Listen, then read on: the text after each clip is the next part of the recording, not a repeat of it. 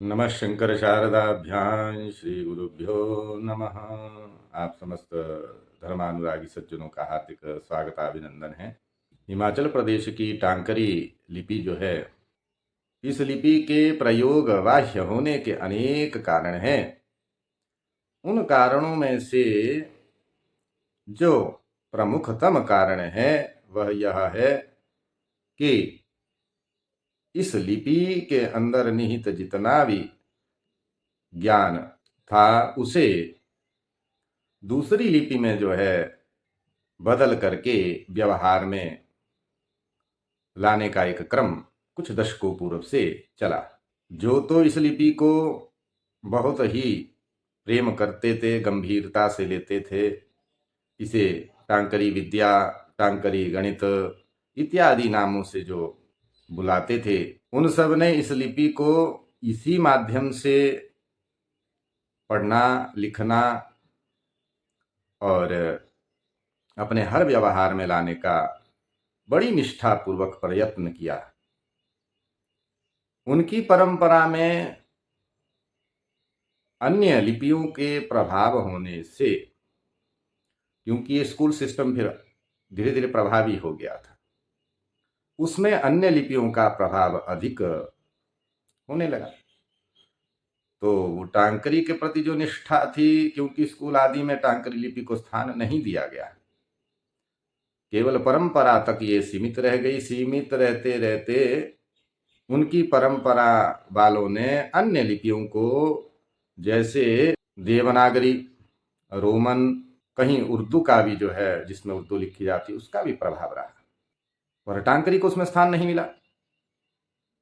ऐसी स्थिति में वो टांकरी भी छुट दी गई, और जिस परंपरा में टांकरी का विशेष उपयोग होता था, उनके यहाँ परंपरा में अगली पीढ़ियों में दूसरी लिपियों ने प्रवेश कर लिया, जिसके कारण यह लिपि बिछुड़ गई। और उन्होंने जो है, जो जिस लिपि को वो जानते थे, उसी लिपि में अपने प्राचीन ग्रंथ को परिवर्तित करने का एक बहुत बड़ा उपक्रम जो है चल पड़ा।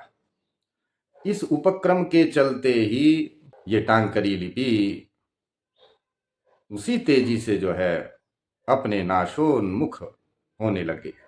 आज भी हमारी बोली में इस लिप्यंतर के लिए एक शब्द प्रयुक्त किया जाता है, जिसको स्वारणा कहा जाता है, अर्थात किसी अन्य लिपि में लिखे हुए विषय को किसी दूसरी लिपि में परिवर्तित करके लिखना, उसको स्वारणा इस पद से जो है व्यवहार में लाया जाता है।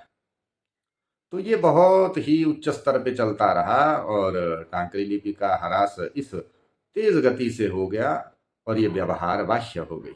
ये उन कुछ एक जो पौरोहित्य कार्य करने वाले, उनके यहाँ वह ग्रंथ कुछ मूल रूप में भी रहे, कुछ परिवर्तित रूप में भी रहे। तो उन्होंने अपने कार्य के लिए, जैसे कोई यंत्र बनाना हो अथवा कोई अन्य देवादि स्थानों में कार्य करने हो, तो वहां तक तो टूटा फूटा जितना उनको जो है सीखा, उससे वो अपना कार्य चलाते रहे, अभी भी चला रहे हैं। परंतु किसी ने भी इस लिपि का गहनता, गंभीरता से अध्ययन करने का कभी उपक्रम नहीं किया। इस कारण से यह लिपि अत्यंत दयनीय स्थिति में पहुंच गई। सज्जनों, लिपि कोई कालाक्षर मात्र नहीं होता है, ये भगवती शारदा का साक्षात वार्णिक वर्णात्मक विग्रह होता है। इसका सम्मान करना चाहिए। हमारे वैदिक परंपराओं में लिपि को विशेष महत्व प्रदान किया गया है। अतः इस मातृकल्पा शारदा स्वरूप लिपि भगवती को हमें फिर से जो है उसके पुनर्वैभव स्थान में स्थापित करना चाहिए। इसके लिए जो जो भी प्रयास हम कर सके, व्यक्तिगत रूप से अथवा मिल करके, वो हमें करने चाहिए। तो आइए हम इस लिपि के रक्षा के लिए इसके लेखन की ओर हम विशेष ध्यान दें। भगवती सभी का मंगल करे। निशब्दों के साथ हर नमः पार्वती पतये, हर हर महादेव शंभो। जय श्री राम।